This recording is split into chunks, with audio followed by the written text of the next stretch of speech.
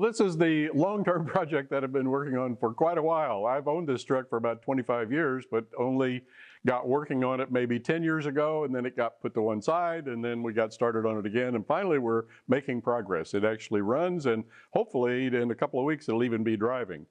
So in building this 48 Chevy truck, I wanted to do something a little different than the typical Mustang 2 front crossmember that a lot of people use on these trucks, because that Mustang 2 does give you independent front suspension, rack and pinion steering, and the track width is about right.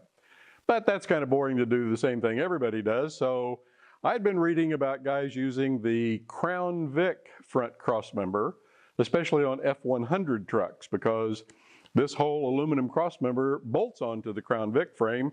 It unbolts, you slide it up under the F100, make some little brackets, and it's about the right track width for that. Well, it's way too wide for a 48 Chevy.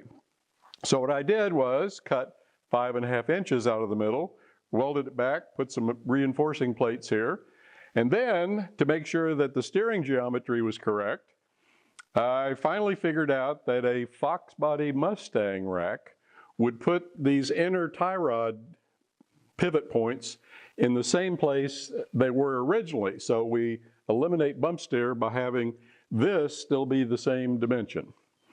So we've got a 5.3 Chevy engine and a 4L60E transmission running this, and we've got this now homemade additional bracket to mount the rack to the crossmember.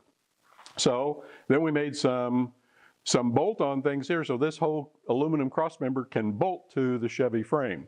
So it goes through one big bolt here, and then there's another bolt back there, and then there's a support for the rear of the control arm. So we haven't driven this yet, but my suspicion is that this is going to work great, because it gives us 12-inch disc brakes, big calipers, a good rack and pinion setup, and I'm looking forward to finally getting to drive this thing.